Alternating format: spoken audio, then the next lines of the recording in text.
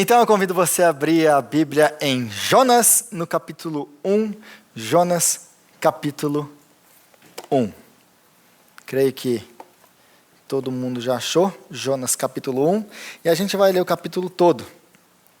Nossa, Rodrigo, um capítulo inteiro da Bíblia. Jonas, capítulo 1.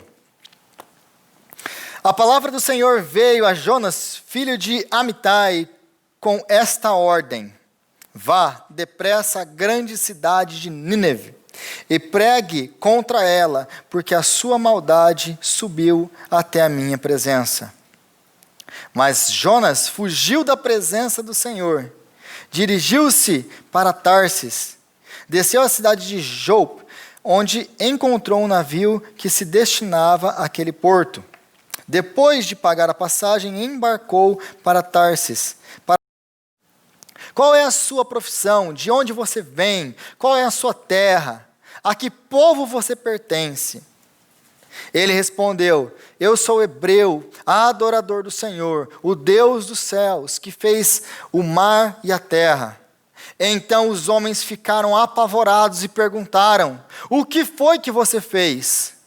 Pois sabiam que Jonas estava fugindo do Senhor, porque ele já lhes tinha dito.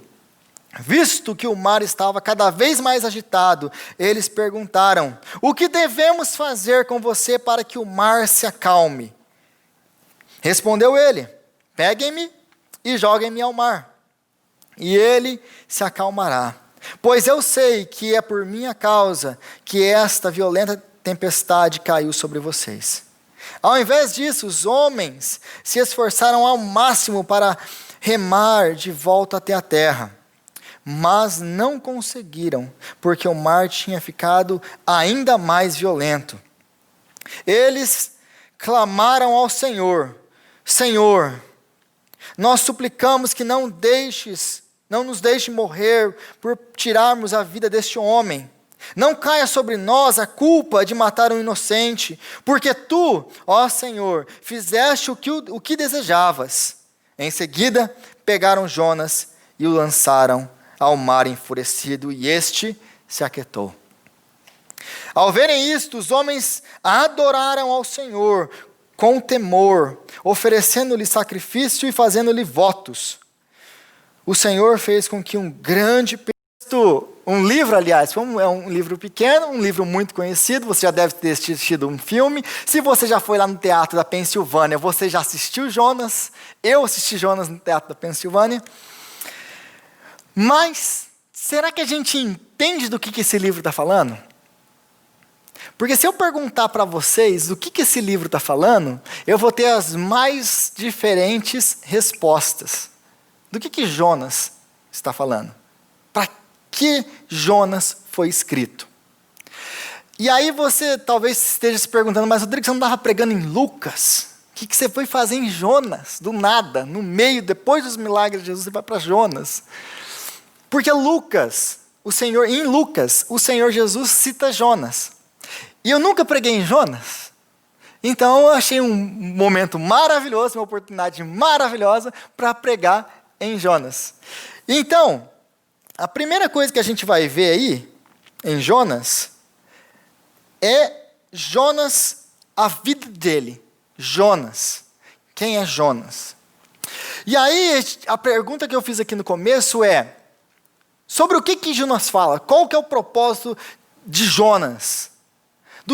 Por que Jonas está aí? Jonas é um livro sobre pecado. Uau, Rodrigo, essa eu nunca esperava. Jonas é um livro sobre pecado. Jonas, ele é um livro que nos mostra que um homem pode estar dentro da igreja, aos olhos dele e aos olhos das pessoas da igreja, fazendo a vontade de Deus, servindo a Deus, contudo, em pecado e longe de Deus. Jonas é esse homem, é esse profeta do Senhor. Quem é Jonas? É um profeta de Deus. Então, Jonas nos mostra que você pode estar na igreja, trabalhando na igreja, indo na igreja todo domingo, obedecendo a Bíblia e ainda assim estar em pecado e fora da vontade de Deus. Esse é Jonas. Esse é Jonas. Jonas nos mostra também que você pode ser um chamado por Deus, ouviu a palavra de Deus, está na igreja fazendo tudo isso, mas você está usando Deus. Deus, ele não é quem você está adorando. Deus, ele é um trampolim para você conseguir aquilo que você quer. Jonas está usando Deus. Jonas, aos seus próprios olhos, ele está o quê? Ele é um justo que não precisa de justificação, ele é um homem bom aos seus próprios olhos, aos olhos dos seus contemporâneos. É um homem que tem uma vida moral e vive no meio de pessoas morais, que são os judeus, e tudo está indo bem. Então Deus vem ao encontro de Jonas e revela o que realmente está no seu coração e quem realmente ele é. O livro de Jonas é um livro que nos convida a uma autoanálise, quem nós somos, porque nós estamos aqui dentro da igreja. E aí antes, tudo que eu vou falar sobre Jonas, você pega e você olha para Jonas e agora você tem um espelho na sua mão. E aqui você faz um autorreflexo de você, olha a sua imagem, porque o livro de Jonas está falando de nós, crentes. De nós, crentes. Então, Jonas é um livro que, se você perceber ele é uma sátira. O que é uma sátira? Uma sátira, ele é um exagero do que ele vai mostrar aquilo que teria que ser bom, aquilo que se mostra bom, na verdade é ruim.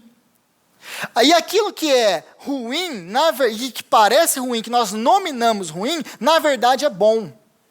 É isso que o livro de Jonas está falando. Aí se você vê no capítulo 1 e 3, se você leu, por acaso, o livro de Jonas recentemente, você vai ver que Jonas ele tem 2 encontros. No capítulo 1, o paralelo é o seguinte, Jonas capítulo 1 e capítulo 3 são um paralelo. O encontro de Jonas com pagãos, com pessoas que não conhecem o Deus de Israel. Aí Jonas 2 e Jonas 4 são orações de Jonas. No capítulo 2, uma oração que parece um arrependimento, e no capítulo 4, uma oração de ira contra Deus, por causa do amor de Deus. E é assim que o livro acaba. Então, esse primeiro encontro, ele tem 2 encontros. O primeiro encontro, no capítulo 1, com os marinheiros. Os marinheiros são quem? Homens pescadores que não temiam a Deus, idólatras, pagãos, ou seja, os maus. Aqueles que não têm Deus, aqueles que são pecadores, os de fora da igreja. E aí a gente tem Jonas, o homem temente a Deus, o homem da igreja, o profeta do Senhor. Mas se você começa a olhar na história, logo nesse primeiro capítulo que a gente lê, Jonas já começa a revelar quem é o vilão da história e quem é o mocinho da história.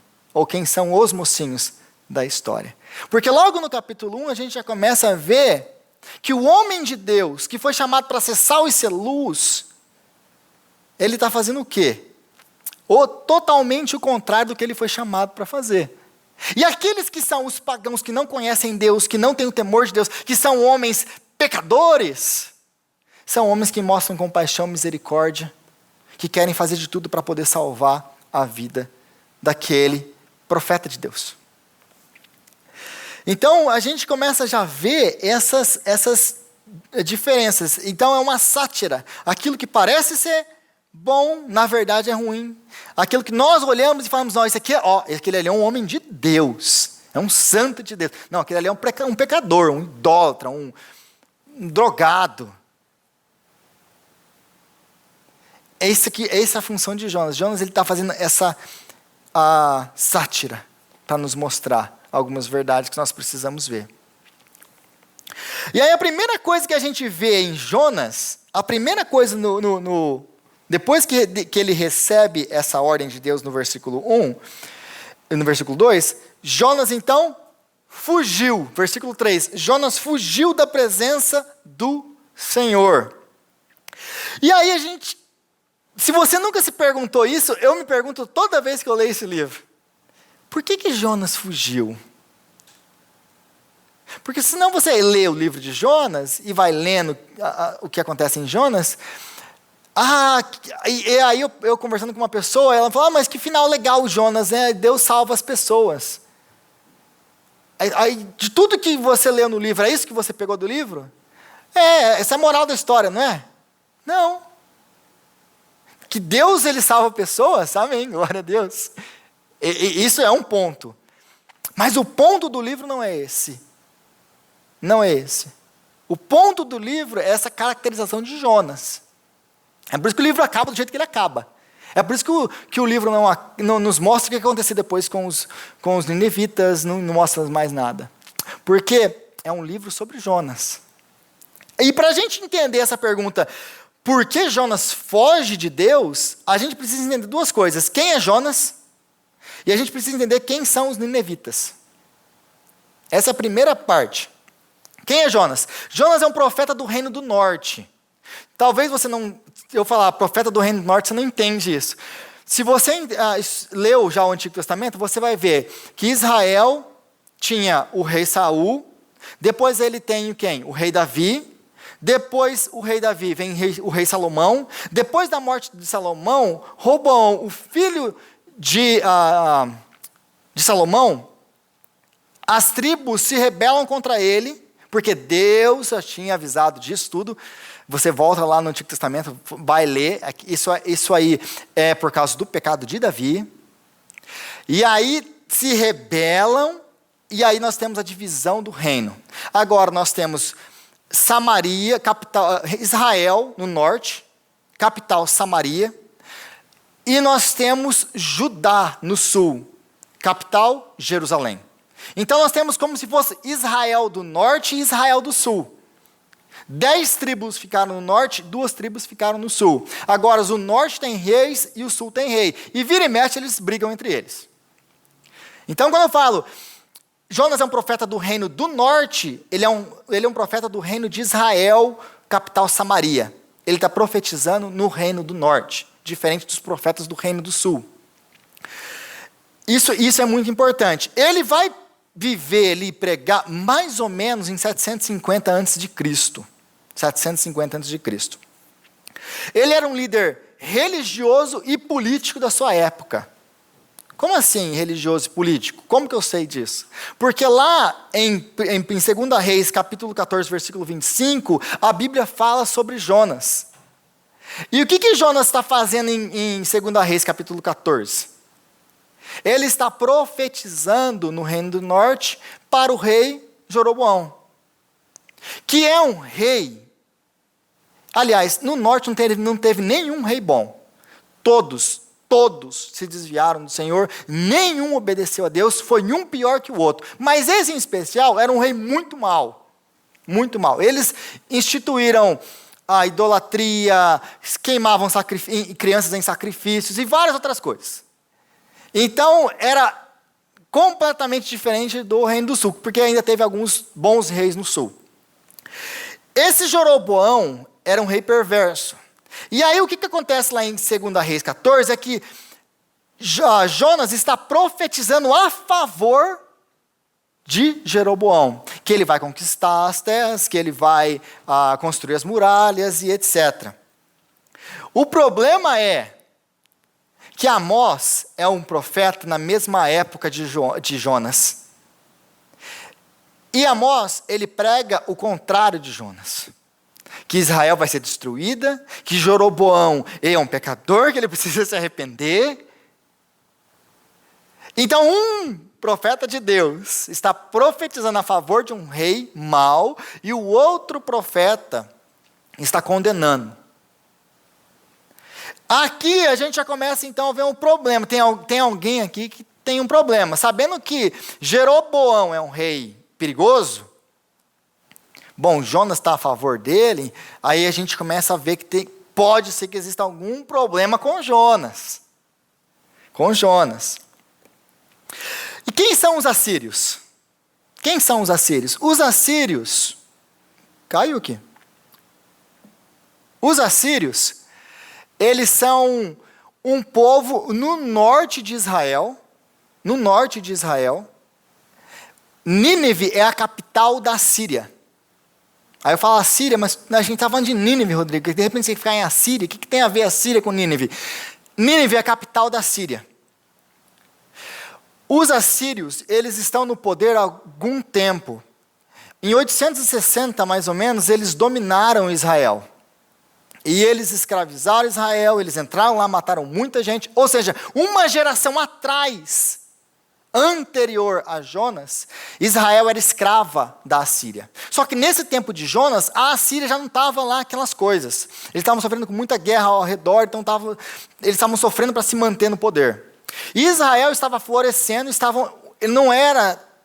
não estava tão mal quanto estava há 100 anos atrás.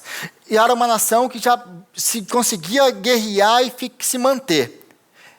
Estava melhor economicamente e estava melhor. Estava expandindo. Israel estava estava alavancando, estava num progresso. E a Síria mal estava conseguindo. Então ficavam duas potências. Tem Israel aqui e depois tem a Síria no norte. Então vivia-se em guerra com a Síria. Foram guerras de muitos anos. A Síria havia dominado então Israel lá por 826.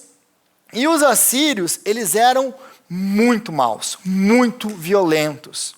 Eles cortavam o braço das pessoas e deixavam as pessoas ir embora, para ela ir morrendo aos poucos. Às vezes cortavam um braço e uma perna e deixava. Pegavam as crianças e batiam contra a cabeça na árvore para matar as crianças. Eles eram cruéis. Eles não apenas conquistavam seus inimigos, eles aniquilavam seus inimigos, eles destruíam, eles maltratavam. Eles faziam coisas que eu não posso nem falar aqui à noite. Então eles eram homens cruéis, um exército cruel. Esses eram os inimigos de Israel. Esses eram os inimigos de Israel. E aí você vê Deus falando para Jonas, vai e prega para Nínive. O que vem para a cabeça de Jonas? Qual que é aquilo que está na cabeça de Jonas? Nínive? Nínive? O Senhor só pode estar brincando comigo. Então por que Jonas foge?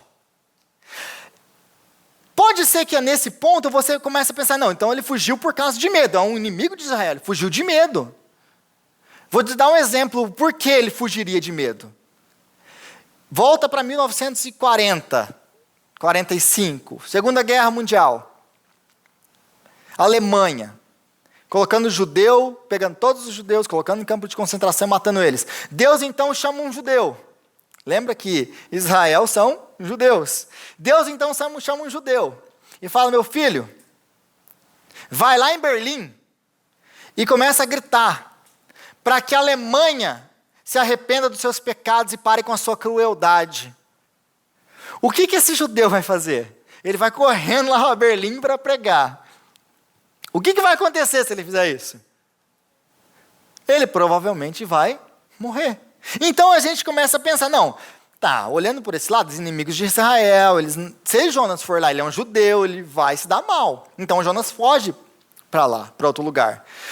Porque se você já viu algum mapa de Nínive, e para onde Jonas está indo, Nínive é aqui, Tarsis é aqui. É o completo oposto. Aliás, é o mais longe que Jonas imaginava que o mundo poderia chegar para ele ir. Alguns teólogos, alguns comentaristas vão falar que é na Espanha, ou perto da Espanha. Para eles, na cabeça deles, com o fim da terra, se você for ler lá em Atos. O fim do mundo. Ele queria ir para o fim do mundo, mas ele não queria ir para Nínive. Por quê? Porque Jonas odeia os ninivitas. Ele odeia com todo o seu coração, de toda a sua alma. Eles não merecem perdão. Eles são cruéis, pagãos. Eles mataram, provavelmente, amigos de Jonas, familiares de Jonas, escravizaram outros, em constante guerra com Israel. Então, por que eu tenho que pregar para esse povo? Eu odeio, eu desprezo eles. Eles não merecem perdão. Por que ele odeia tanto eles? Porque eu acabei de dizer que Jonas, ele era um líder religioso e político. Então, como que Jonas via Nínive? Constantemente em guerra com Israel. E Nínive era, ou a Síria, era uma ameaça à segurança nacional do país dele.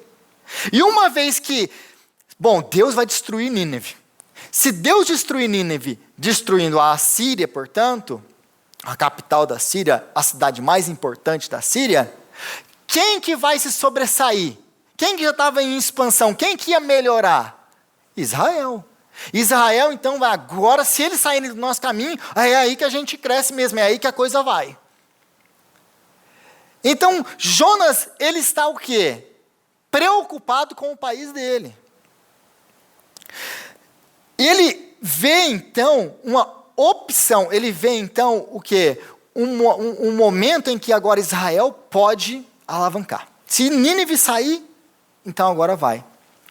Jonas, então, sabia que se Deus quisesse destruir Nínive, ele não precisava de um profeta. Jonas, ele é um profeta que conhece Deus. Ele conhecia as Escrituras, ele conhecia o Antigo Testamento. Jonas sabia que se Deus ele quisesse destruir, varrer do mapa Nínive, ele não precisava de um profeta para ir lá. Ele só ia lá e destruía. Contudo, Jonas entendia uma coisa. Se Deus está chamando um profeta, é porque ele não quer destruir Nínive, ele quer salvá-los. Jonas entendia quem era o Deus do Antigo Testamento, porque muitas vezes, principalmente quando a gente está lendo o Antigo Testamento, nossa, que Deus irado, nossa, que Deus que castiga, que Deus que mata, existem dois deuses, o Deus do Antigo Testamento e Jesus no Novo Testamento, o Deus do amor. Isso é uma loucura. Se você perguntasse para Jonas, quem é Deus? Deus? Deus é o Deus que perdoa todo tipo de pecado. Deus é um Deus tão amoroso, mas tão amoroso, que Ele é capaz de salvar ninevitas. E aí nós olhamos para Deus, no Antigo Testamento, nossa, que Deus cruel, Rodrigo, como que Ele pode mandar matar? E a gente não entende. E aí tem gente que quer explicar isso falando que existem dois deuses. Enfim. E é por isso então que Jonas foge. Jonas foge porque ele sabe que Deus é Deus misericordioso, tardio em irar-se, pronto a perdoar. Porque não é exatamente isso que ele fala para quem? Para Moisés, em Êxodo 34, quando Moisés pede para ver sua glória. Ele passa por Moisés declarando: Senhor, Senhor, misericordioso, compassivo, tardio em irar-se, pronto a perdoar. Esse é Deus. Pergunta para Jonas, quem é Deus? Esse é Deus. Esse é Deus. E aí a gente começa a ver, e eu queria fazer essa comparação com Lucas. Por que eu cheguei em Jonas? Por que a gente está falando sobre Jonas, quando a gente está falando sobre Lucas? E Jonas, e eu fiz questão de pregar na parábola dos dois filhos, ou do filho pródigo, como a maioria conhece. Por quê? Porque Jonas, ele faz o papel dos dois filhos. Nos primeiros capítulos, ele é o filho que foge, que não quer saber do pai. No final dos capítulos, no final do livro, ele vai ser o filho mais velho, aquele filho que não aceita o mais novo em casa, que não aceita o amor do pai, que não aceita que o pai possa ser misericordioso, compassivo, tardio em irar-se, pronto a perdoar. Ao ponto de, passado alguns dias, eu matarei o meu pai. Foi o que ele fez. Essa história não termina, a parábola não termina assim, mas é como termina o livro de Lucas, como termina o evangelho de Lucas, com a crucificação de Cristo. Os fariseus crucificam a Cristo. E aí, a gente começa a ver que Lucas usa muito Jonas. no seu evangelho. E ele usa muito Jonas. Então, diferente dos outros livros, dos outros profetas, porque existe uma distinção entre Jonas e Isaías, Jonas e Amós, esses outros profetas. Qual é a diferença? Se você ler os outros profetas, o que você vai ver é a palavra, e veio a palavra do Senhor, a palavra do Senhor disse, e aí eles escrevem o que o Senhor disse. Agora, em Jonas, veio a palavra do Senhor nos primeiros capítulos, nos primeiros versículos. Depois disso, ali a narrativa para sobre as palavras do Senhor. Nós quase não encontramos mais profecias, tem uma profecia no começo, e depois é sobre a vida de Jonas. Não é sobre as palavras de Jonas. Esse é um livro diferente, é um profeta diferente. Que ele não está, a lição aqui não está sendo passada pelas palavras do profeta, pelas palavras de Deus dada ao profeta. A lição aqui está sendo passada pela vida do profeta. Ele é aquilo que nós devemos ver e entender. E aí Jesus, ele cita Jonas. Depois de tudo isso, quando você entende essas coisas, e aí você vê lá Jesus citando Jonas em Lucas 11, aí ele vai falar, o único sinal que essa geração vai ter é o sinal de Jonas. Qual que é o sinal de Jonas? Jonas passou 3 dias e 3 noites na barriga do peixe. Assim também será com o Filho do Homem. Ele vai passar 3 dias e 3 noites no coração da terra. É isso que Jesus fala. Mas é incrível que Jesus, sendo Jesus, ele faz o quê? Ele se coloca, ele se compara com Jonas. Como que Jesus, agora sabendo de tudo isso, como que Jesus pode se comparar com Jonas? Jonas é completamente o oposto de Cristo. E é exatamente por isso que Jesus o cita.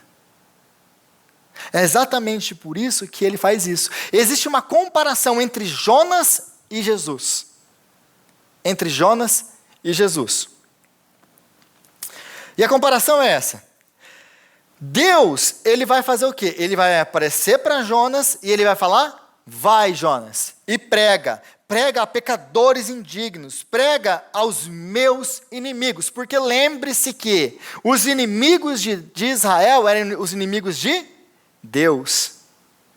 Os inimigos de Israel eram os inimigos de Deus. E na cabeça, aliás, daquele tempo, daquelas pessoas que viviam naquele tempo, quando uma nação guerreava contra outra, não era uma nação guerrando contra a outra, era o Deus da Assíria contra o Deus de Israel. É por isso que o grande choque de Israel, quando vai para a Babilônia, exilado, é o quê? É que os deuses, ou o Deus da Babilônia, na verdade, os deuses da Babilônia foram mais fortes que o Deus de Israel.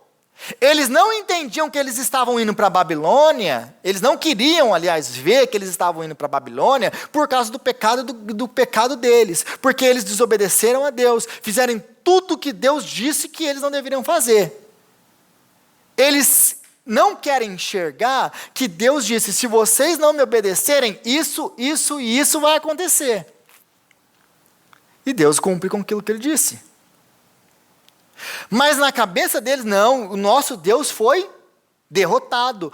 Os deuses da Babilônia são mais poderosos do que o Deus de Israel, o Yahweh.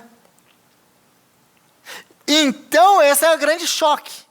Na cabeça de Jonas, aqui então, na cabeça daquelas pessoas que viviam, era um combate de 2 deuses. Então, por isso que os inimigos de Deus, pregue a homens violentos, idólatras. Jonas, vai e prega para essas pessoas. Prega para essas pessoas.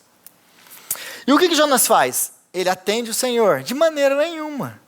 Ele foge da presença do Senhor, como se houvesse uma maneira de fugir. Mas aí você tem que entender o que ele tem na cabeça, o que o livro fala aqui. Jonas entende muito bem, se você olhar, ler o capítulo 2, ele entende muito bem que Deus está em todo lugar, que não tem condição de nós fugirmos de Deus. Não tem condição, Deus está... Mas ele fala que fugir da presença de Deus é fugir da face de Deus. No original aqui é face de Deus. Do que ele está falando? Ele está o quê? Se divorciando de Deus.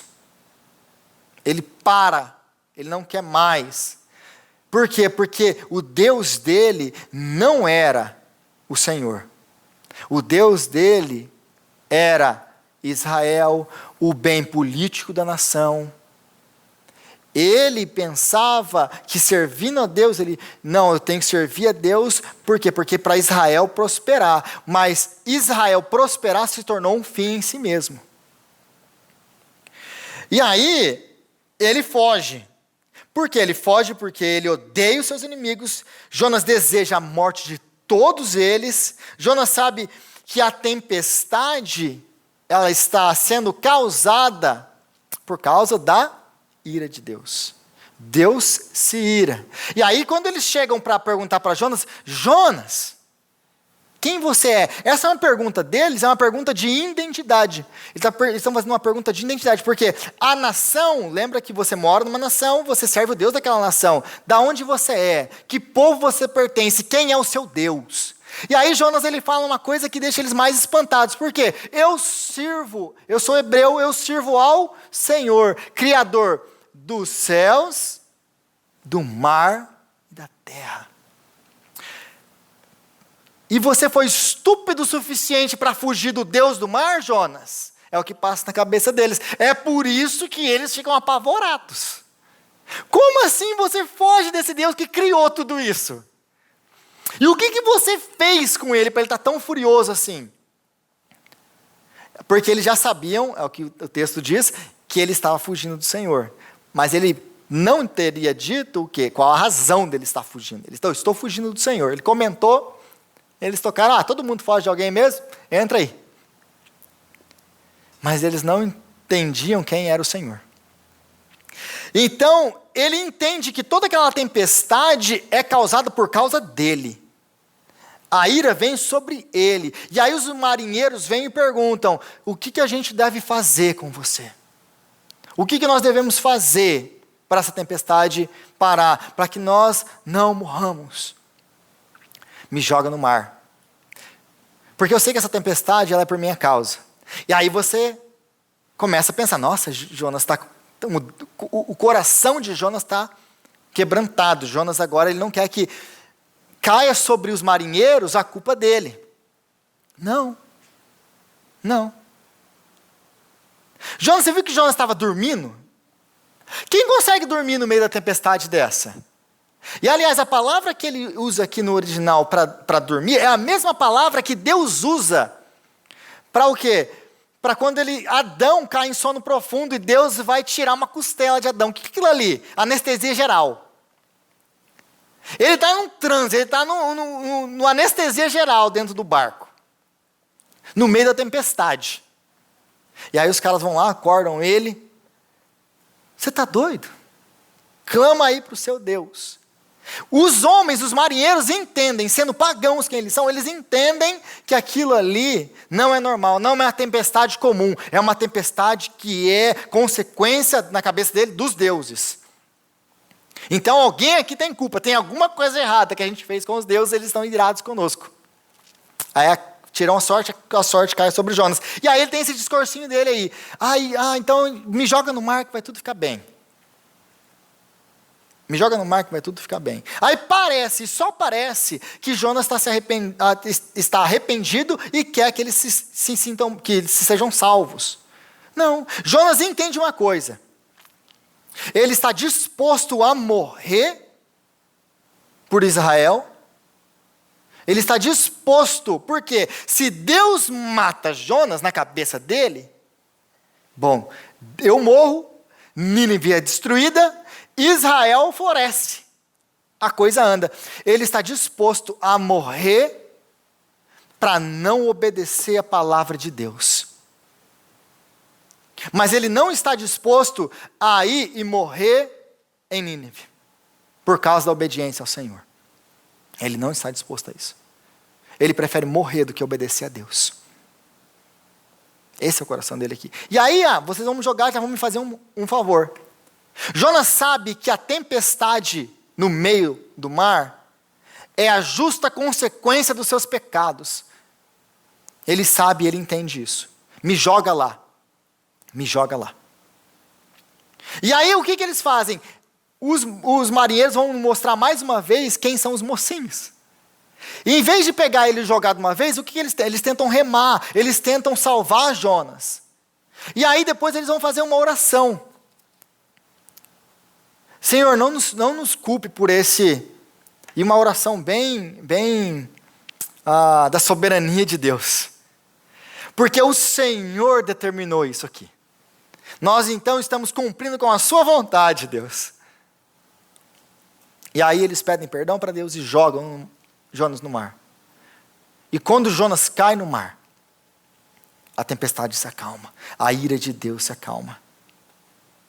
A ira de Deus passa. E então aqueles homens agora têm uma experiência com Deus. A Bíblia não vai falar que eles se converteram, se eles... o que foi a vida deles depois, mas eles tiveram uma experiência com Deus, ao ponto de fazerem votos para Deus, ao ponto de orarem a Deus.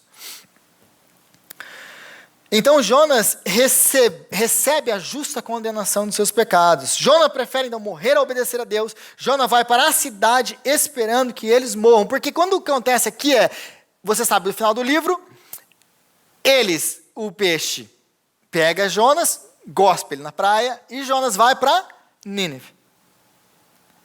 E lá em Nínive, ele prega a pregação mais sem vontade da história. Ele é uma pregação de 5 palavras em hebraico. 5 palavras. E a Bíblia diz, se você continuar lendo aí, e tomara que você leia Jonas essa semana, diz que a jornada de Nínive a pé, para você atravessar Nínive, eram 3 dias andando. Quantos dias Jonas anda pela cidade? 1 dia. Ele obedeceu, ainda obedeceu daquela bem mal obedecida. Porque ele não proclamou arrependimento por toda a cidade. Ele anda só 1 dia. Proclama ali, Deus vai matar vocês. Deus vai matar vocês. Deus vai matar vocês. Então, é aquela pregação que ele vai para lá desejando que eles morram. E esse é o segundo encontro que ele tem com pagãos. E os pagãos deixam ele vivo. Jonas sai dali e Jonas vai para o morro para ver o que vai acontecer com a cidade. Eles se arrependem e o Senhor não os destrói. E então Jonas fica furioso com Deus. Ao ponto de desejar a própria morte. Deus me mata. Me mata. Você tem a noção de o que é você odiar tanto uma pessoa que você prefere morrer ao ver aquela pessoa se indo bem na vida? Ou morrer ao ponto do que essa pessoa ser salva? Esse era o ódio de Jonas por Nínive. Era o ódio de Jonas por Nínive. Jonas odiava Nínive. Esse era um homem, um profeta de Deus. Porque aos nossos olhos, muitas vezes a gente olha e vê pessoas aqui na frente. Não, um pregador da palavra de Deus, um homem que conhece as escrituras, um homem de oração, um homem santo. Jonas está aqui na Bíblia para nos mostrar que todos nós somos farinhas do mesmo saco. Que não tem ninguém diferente. Todos nós dependemos e precisamos da graça de Deus. Porque o resto é só casca. Deus está mostrando para Jonas quem Jonas é. Porque Jonas, como eu disse no começo, é uma mensagem sobre pecado? É uma mensagem sobre pecado. Esse livro é uma mensagem sobre o pecado. Mas Jonas acreditava no pecado? Ele acreditava no pecado, ele entendia a doutrina do pecado, ele entendia pecado. Só que ele entendia intelectualmente, ele categorizava pecado dessa maneira. Pecado é não fazer isso, não fazer aquilo, obedecer a lei, não quebrar a lei, isso aqui, se eu fizer isso aqui, eu estou bem. O pecado vai muito mais fundo do que isso. Muito mais fundo. Então, se eu for um ser moral, obedecer a Deus, eu estou bem. Era assim que ele se via. Esse é o perigo do auto-engano. Contudo, nós precisávamos de um outro Jonas. De um outro Jonas. O nosso Jonas, Jesus Cristo. E é por isso que Jesus usa Jonas. Para mostrar o quê? O contraste do Jonas, o profeta ímpio, aquele que desobedece a Deus, que está disposto a morrer para não obedecer a palavra de Deus. Mas Jesus, ele recebe a palavra de Deus e Deus diz: vá.